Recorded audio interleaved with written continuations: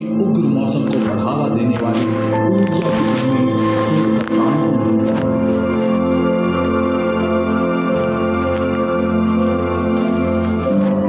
Neptune के दक्षिणी गोलार्ध में वॉयेजर 2 ने एक स्थायी प्रतिचक्रवाती तूफान की खोज की, जिसे अब ग्रेट डार्क स्पॉट के रूप में जाना जाता है। वॉयेजर ने पाया कि नेपच्यून की हवाएं सौर मंडल में सबसे तेज थी। उनकी गति 2100 किलोमीटर प्रति घंटे तक पहुंच जाती थी। वॉयेजर 2 ने ग्रह के चारों ओर छल्लों की एक कमजोर और खंडित प्रणाली का भी पता लगाया।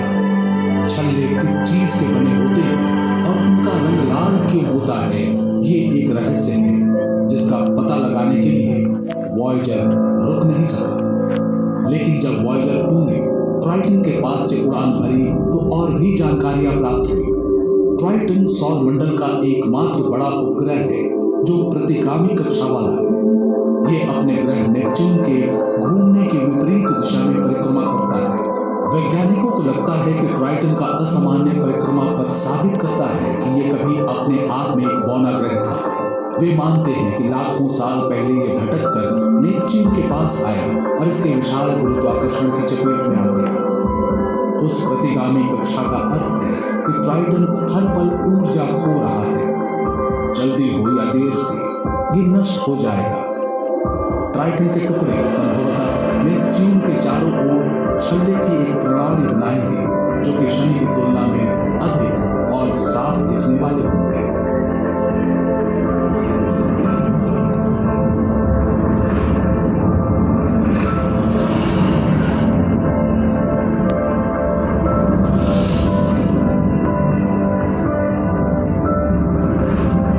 वॉयेजर ने यह भी पाया कि ट्राइटन सौर मंडल की सबसे ठंडी वस्तुओं में से एक है। इसकी सतह का तापमान 0 से 235 डिग्री सेल्सियस नीचे चला जाता है।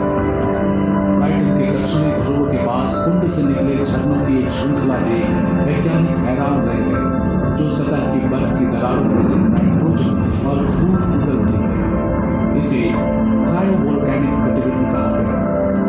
धुएं के गुबार इतने शक्तिशाली होते हैं कि वे सतह से 8 किलोमीटर ऊपर तक पहुंच सकते हैं।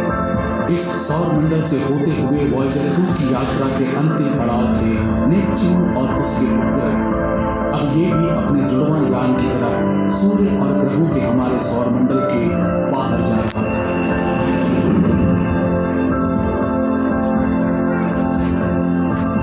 वॉयेजर 1 सौरमंडल की सीमा तक पहुंचने वाली और उससे आगे जाने वाली पहली मानव निर्मित वस्तु बन गई।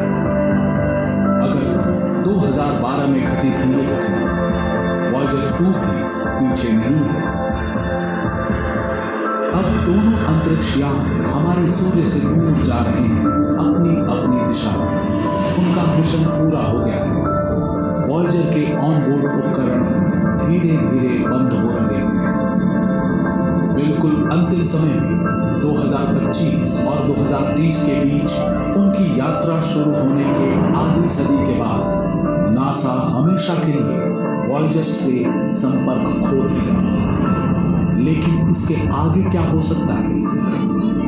भले ही वॉयेजर डेटा को पृथ्वी पर वापस नहीं भेज सकते, लेकिन 2 यात्री अपने सफर को जारी रखेंगे, हमारे सूर्य से दूर और दूर चलते चले जाएंगे। लाखों अरबों साल बीत जाएंगे। मानव जाति का सफर बहुत दूर जा पहुंचेगा, यहां तक कि हमारा अपना सूर्य भी अंततः एक विशाल लाल पिंड बन जाएगा। फिर भी कहीं दूर हमारे सौरमंडल की सबसे दूर की सीमाओं से परे 2 मानव निर्मित अंतरिक्ष यान अपने साथ एक छोटा सा संदेशा ले जा रहे होंगे कि हम कौन हैं और हम कौन थे। किसी दिन वॉयेजर एकमात्र सबूत हो सकते हैं हमारी मानव सभ्यता के अस्तित्व में। वॉयेजर 1 और वॉयेजर 2 दोनों में ही मौजूद है एक प्रकार का टाइम कैप्सूल, जिसमें एक सोने की परत वाली तांबे की डिस्क और स्टाइलस है, जिसकी मदद से डिस्क के खांचों में एनकोडेड ध्वनियों को सुना जा सकता है। कवर पर लिखे निर्देश बताते हैं कि रिकॉर्ड प्लेयर कैसे बनाया जाता है। जो ऐसा कर पाएगा वो 55 भाषाओं में हमारा अभिवादन सुनेगा और मोत्सार्ट, चक बेरी, बाख, लुई आर्मस्ट्रॉन्ग, एक जॉर्जियाई समूह का न्यू गिनी के अनुष्ठान गीत, प्रकृति की आवाज और पक्षियों का चहचहाना सुन पाएगा। डिस्क में अंतरिक्ष से ली गई पृथ्वी की तस्वीरें, संसार के परिदृश्य और उनमें रहने वाले लोगों की तस्वीरें भी मौजूद हैं। वैज्ञानिक गणना करते हैं कि वॉयेजर 2 को धरती से एक प्रकाश वर्ष की दूरी तय करने में लगभग 18,000 वर्ष लगेंगे। फिर ये हमारे सबसे नजदीकी तारे प्रॉक्सिमा सेंटारी के पास है। हाल ही में खोजे गए इस तारे का एक ऐसा ग्रह है जहां शायद जीवन की संभावना मौजूद है। हो सकता है उस समय तक मानव जाति को तारों तक जाने का एक तेज रास्ता मिल जाए जिसके बारे में वॉयेजर्स के बनाने वालों को पता नहीं था।